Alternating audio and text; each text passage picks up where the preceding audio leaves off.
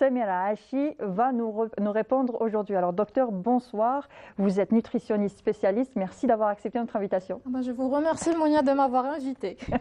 Alors, est-ce que c'est possible d'avoir une alimentation équilibrée pendant le Ramadan? Souvent, pendant le Ramadan, c'est la table hyper garnie. Alors, shorba, bourek, salade, jouez, c'est le tout et n'importe quoi. Voilà, c'est un peu tout ce qu'on n'a pas mangé pendant la journée, peut-être même pendant la semaine. On essaie de le réunir pendant exactement, le pour ftar. compenser. Exactement. Soi-disant pour compenser. Tout à fait. On peut manger très équilibré le mois de Ramadan, surtout sans être déshydraté, parce que c'est le paramètre qu'on oublie pendant le Ramadan. Donc, on essaie de privilégier l'alimentation tout en oubliant l'eau. Et il y a même des gens qui remplacent tout simplement l'eau par les autres boissons.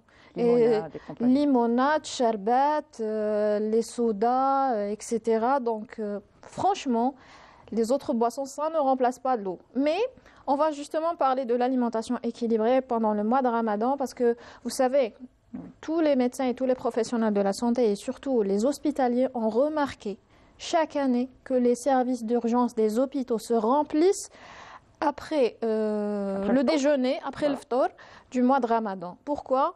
C'est à cause des malaises postprandiaux et quand on mange n'importe quoi. Et en grosse quantité. En grosse quantité, mais aussi c'est les mauvaises associations entre les aliments.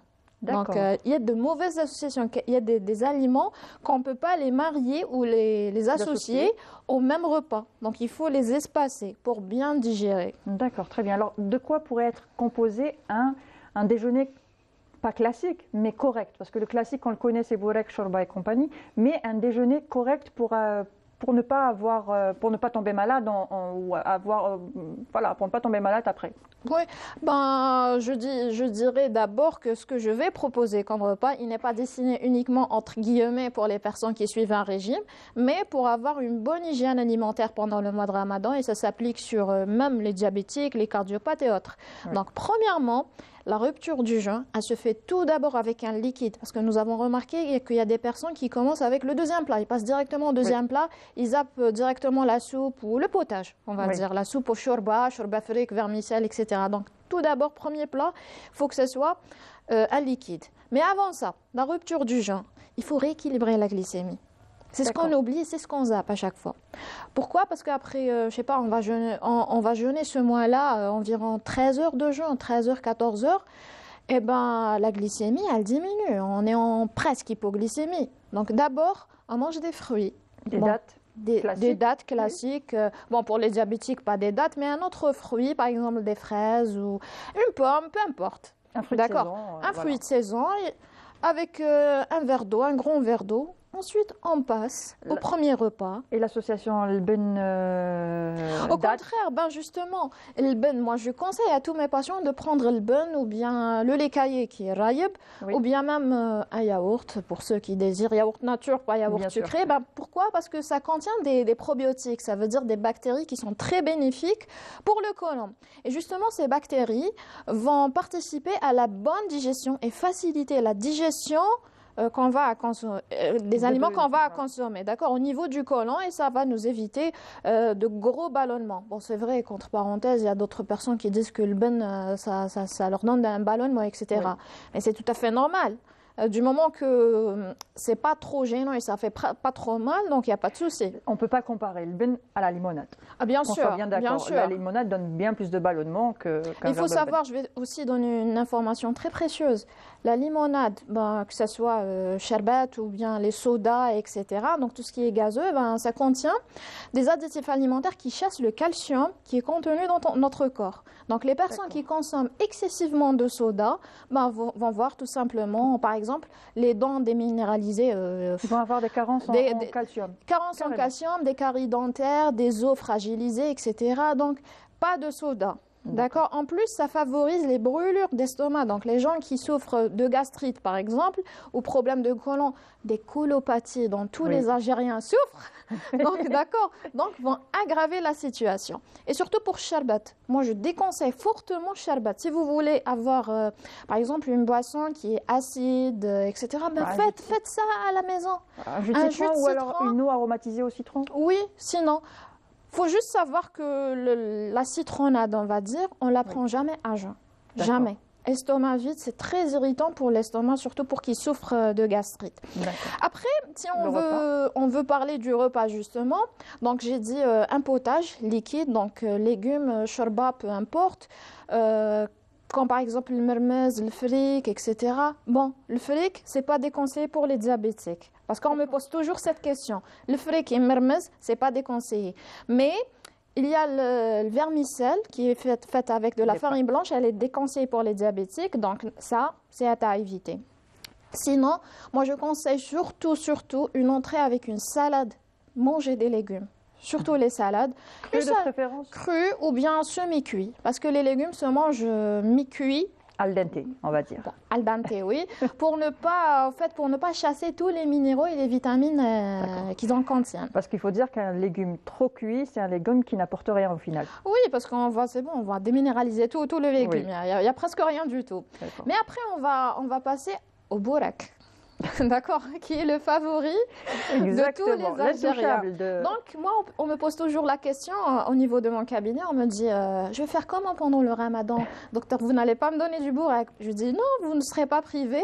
Vous pouvez manger du bourek, mais il y a une condition. Il ne doit pas être frit dans un bain d'huile. Mais faites-le au four. Vous pouvez le badigeonner avec un peu d'huile pour que ça cuise, tout simplement. Pour qu'il y ait un peu ce croustillant, exactement, que ça soit pas trop sec. Tout à fait. Ben, et puis, il ne faut pas mettre de la pomme de terre, que de la pomme de terre à l'intérieur. Pourquoi? Parce que la pomme de terre, quand elle est cuite, et surtout sous forme de purée, ben, ça augmente son index glycémique. Et quand on mange un aliment qui a un index glycémique trop élevé, qu'est-ce que ça provoque? Eh ben, tout simplement, ça stimule notre pancréas à produire beaucoup d'insuline. Et l'insuline, c'est une hormone de stockage. Donc, imaginez un peu avec moi. Beaucoup de soda, donc beaucoup de sucreries, index glycémique élevé, pommes de terre, farine blanche, etc. Même chose, index glycémique élevé. Donc on mange tout ça, l'accumulation. Imaginez un petit peu l'état de votre pancréas à pomper de l'insuline. Oui. Et cette insuline va ramasser tout ce que vous allez manger et c'est le secret. Pourquoi? Bon, ça explique pourquoi les personnes prennent du poids pendant le mois de Ramadan. D'accord. À part ça, moi je dis toujours, ne mangez pas tout à la fois. Donnez du temps à votre appareil digestif pour qu'il reprenne sa fonction. On peut fragmenter le déjeuner? Exactement, on peut le fragmenter. Donc, on commence avec ce que je viens de citer. Bon, si ce n'est pas du bourrak, moi je conseille par exemple du pain complet, du pain semoule, matlouh. Oui. Kisra aussi, que ce soit avec de la semoule simple, ou bien avec de la semoule complète ou avec la semoule de l'orge, chère. Oui. Donc, c'est disponible sur le marché. Exactement. D'accord. Maintenant, il y a tout. Même, on peut faire un mélange de semoule simple avec du son de blé qu'on peut acheter séparément et mélanger les deux. Ça donne tout simplement une galette complète. Donc, ça a un index glycémique bas. Mais on doit éviter la farine blanche pendant le mois de Ramadan. Parce que c'est difficile à digérer. Deuxième point, on ne commence pas avec les viandes rouges pendant le premier repas du mois de Ramadan. Pourquoi? Parce que déjà, c'est trop gras, premièrement, et deuxièmement, c'est difficile à digérer et notre appareil digestif vient de recommencer sa fonction. Voilà. D'accord? C'est ce qui vient de démarrer, après. on va dire. Il vient de démarrer. Donc, on ne va pas commencer avec des viandes. Donc, non, on peut laisser ça un petit peu après pour le deuxième plat, mais avec des quantités vraiment raisonnables. Hein. Est-ce qu'on peut s'arrêter à ce que vous avez dit déjà? Donc, shorba, une petite salade bourek. Est-ce que, par exemple, ça peut faire un repas complet? C'est un seul repas. Oui. Parce qu'en fait, pendant le mois de Ramadan, c'est 3 repas. D'accord. Donc, après ce repas que je viens de citer, on doit attendre à peu près 1h, 1h30. D'accord? Pendant 1h30, on va essayer de profiter de boire un petit peu. Pas 1,5 litre en même temps, parce qu'après, on va très mal digérer. Oui. Après, on passera au deuxième plat. Le deuxième plat, il doit être léger aussi, pas très consistant, parce que, entre parenthèses, moi j'ai vu des personnes qui mangent douara et bouzlouf pendant le mois de Ramadan. Donc, on ne va pas opter pour des aliments qui sont très riches en graisses saturées, difficiles à digérer. Donc, on peut tout simplement tagine zitoun, pas de problème, jtet hadjadj, etc., nos plats traditionnels. Seulement, ça ne doit pas être trop consistant et trop gras. Même des légumes, on peut manger des légumes accompagnés avec un petit morceau de pain, c'est largement suffisant. Mais sinon, pour les gens qui consomment, par exemple, qalbelloz, etc., les pâtisseries tous les jours pendant le mois de Ramadan, pendant la soirée, eh ben, tout simplement, ils vont C'est pas prendre bon. du poids. C'est pas du tout bon. C'est pas bon pour la santé et pour le poids. Exactement. Et pour suhoor, donc le suhoor, c'est avant maintenant d'osbah et tout ça, avant d'entamer sa journée. À ce moment-là, chacun a ses habitudes, soit petit déjeuner, soit d'autres remanges qu'ils ont mangé la veille. Chacun son petit truc, on va dire. Donc, qu'est-ce qui est conseillé de prendre pour suhoor? Alors tout d'abord, moi je dis que suhoor, c'est un repas obligatoire. Avant de passer à ce qu'on doit manger, c'est un repas obligatoire parce qu'il y a des personnes qui suppriment ce repas pour profiter de dormir. Alors il faut bien savoir que c'est très important, on doit raccourcir la durée du jeûne. Si par exemple le moment de suhoor il est vers 5 heures, il faut manger à 5 heures. D'accord. Pas à 1 heure du matin ou minuit. D'accord, on va raccourcir la durée du jeûne, mais après, qu'est-ce qu'il faut manger? Tout simplement, c'est surtout pas le couscous blanc. Pourquoi? Parce qu'il a un index glycémique élevé. Qu'est-ce qui va se passer quand vous mangez ça? Tout simplement, vous aurez faim toute la journée. Parce que votre insuline, elle est élevée.